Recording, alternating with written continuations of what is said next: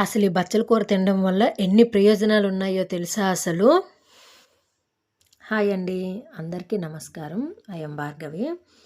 ఈరోజు వంట చేయడానికి ఏవి కూరగాయలు లేవని ఆలోచిస్తూ ఉంటే, ఇక మా గార్డెన్లో అయితే బచ్చల కూర ఉంటే దాన్నే ఈరోజు చేసేద్దాంలే అని ఇంకా అయితే పప్పేసి చేద్దామని ఆకుకూరనైతే కట్ చేస్తున్నాను. అసలు ఈ బచ్చల కూర అయితే నాకు పక్కింటి ఆంటీ చిన్న కొమ్మ ఇచ్చారండి. అదే పెట్టాను నేను. అసలు అందం కోసం పెట్టుకున్నాను. చెప్పాలంటే మనీ ప్లాంట్ లాగే చాలా అందంగా ఉంటుందన్నమాట. ఇది ఒక క్రేపరే. చాలా చక్కగా పెరుగుతుంది అసలు.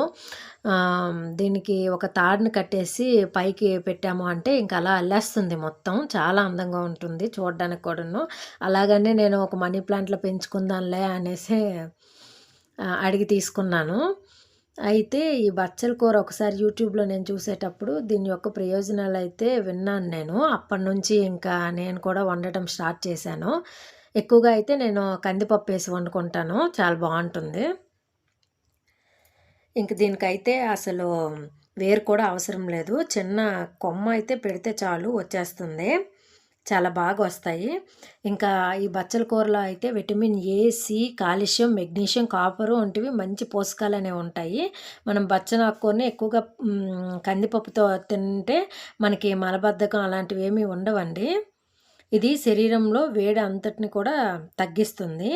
ఇంకా మా పిల్లలు ఎక్కువగా ఆకుకూర పప్పు తినరనమాట. సాంబార్ అయితే తినేస్తారు.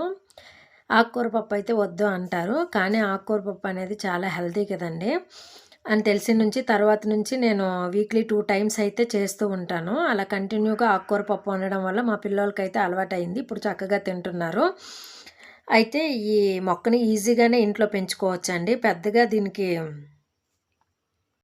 ఎరువులు, ఫెర్టిలైజర్స్ ఇలాంటివి ఏమీ అవసరం లేదు.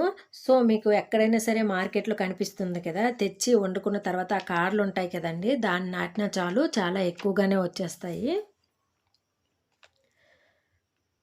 ఇక దీనికి నీలం రంగు బ్లూ కలర్‌లో సీడ్స్ ఉంటాయండి. వాటిని గనుక మనం మట్టిలో వేసామంటే చక్కగా వచ్చేస్తాయి మొక్కలింకా. ఇక ఇప్పుడుండే హెల్త్ కండిషన్‌లు బట్టి మనమైతే హెల్తీ ఫుడ్డే తీసుకోవాలి. అందుకనే కొంచెం ఎక్కువగానే మేమైతే ఆకుకూరలు తింటూ ఉన్నాము. దీంతో రోటి పచ్చడి కూడా చేసుకుంటే చాలా బావుంటుందండి. ట్రై చేయండి ఒకసారి. ఇక చూసారు కదా ఎంత ఆకుకూర వచ్చిందో. ఈరోజైతే మా ఇంట్లో బచ్చల కూర పప్పు చేస్తాను.